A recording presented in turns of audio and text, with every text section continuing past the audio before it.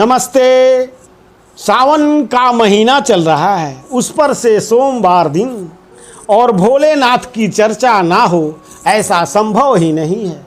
साथियों, कहा जाता है कि देवताओं ने भोलेनाथ की समाधि को भंग करने के लिए कामदेव को भोलेनाथ के समक्ष भेजा। भोलेनाथ ने जब अपनी दृष्टि खोली तो कामदेव जलकर भस्म हो गए। एक हम लोग हैं, जब अपनी नजरों से किसी खूबसूरत चीज को देख लेते हैं तो हमें भी ऐसी चाहत होने लगती है कि काश ये चीज मेरे पास भी होती।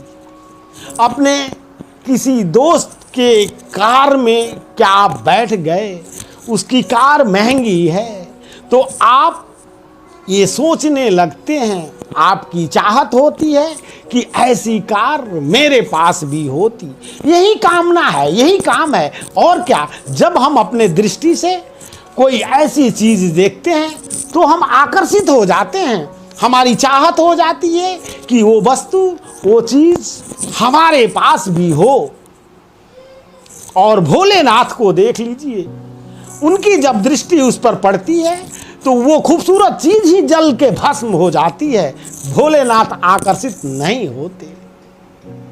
तो भोलेनाथ इतने भोले हैं, कहा जाता है एक बार एक चोर किसी शंकर भगवान के मंदिर में घंटा का चोरी कर रहा था। वो बार बार घंटे को चुराने के लिए उसे पकड़कर खोलने की कोशिश करता, लेकिन उसकी हाइट थोड़ी कम थी, इसलिए उससे खुल नहीं पाता। फिर क्या था, वो शिवलिंग पर ही चढ़कर उस घंटे को खोलने लगा। तब तक भोलेनाथ प्रकट हुए। चोर ने देखा और बोला कि बाबा माफ कर दीजिए, मैंने सोचा कि यहाँ कोई नहीं है और आप प्रकट ही हो गए, इसलिए मुझे माफ कर दीजिए। भोलेनाथ कहते हैं कि लोग मेरे ऊपर तो भांग धतूर पता नहीं क्या क्या चढ़ाते हैं, तुमने तो खुद को ही चढ़ा दिया, इसीलिए मुझे प्रकट होना पड़ा। ऐसे भोलेनाथ हैं, इतने भोले हैं। और वो जब अपने दृष्टि से किसी को देखते हैं तो वो जल के भस्म हो जाता है। हमें भी ऐसे ही भोलापन अपने अंदर होना चाहिए। क्या आपने विचार किया है, जिस दृष्टि से भोलेनाथ देखते हैं और वो जल के भस्म हो जाता है, वो दृष्टि कौन सी है? क्या उन्होंने एक आंख से देखी, इन्हीं दो आंखों से देखी? जी नहीं, तीसरी आंख खोली थी उन्होंने, त्रिनेत्र खोला था उन्होंने। हम लोग इन दो दृष्टियों से देखते हैं। दृष्टि दो प्रकार के होते हैं, एक राग और दूसरा द्वेष। इसी से हम दुनिया को देखते हैं, राग के दृष्टि से या द्वेष के दृष्टि से। और इस दृष्टि से आप देखेंगे तो निश्चित रूप से आकर्षित हो जाएंगे।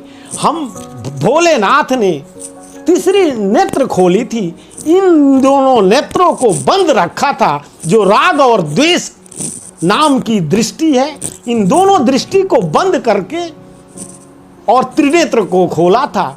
हम लोग कभी भी इन्हीं राग और द्वेष की दृष्टि से देखते हैं और हम अपना त्रिनेत्र कभी खोलते ही नहीं।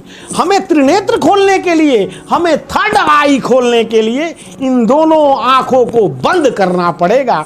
थर्ड आई विवेक की आंखें हैं, वो विवेक पूर्ण है। इसलिए जब हम दोनों दृष्टि को बंद रखेंगे तो तीसरी दृष्टि हमारा स्वतः खुल जाती है। फिर आपका प्रत्येक काम जो आपको बड़ा और कठिन दिखाई देता है वो जल के भस्म हो जाएगा, आप सफल हो जाएंगे। तो याद कीजिए भोलेनाथ को, भोले बने रहिए, राग और द्वेष रूपी दृष्टि को बंद कीजिए, आपका त्रिनेत्र अवश्य खुलेगा और आपका काम चुटकियों में खत्म हो जाएगा। तो बोलिए भोलेनाथ की जय। मनोज उपाध्याय को सब्सक्राइब कीजिए, मुझे विदा दीजिए। धन्यवाद।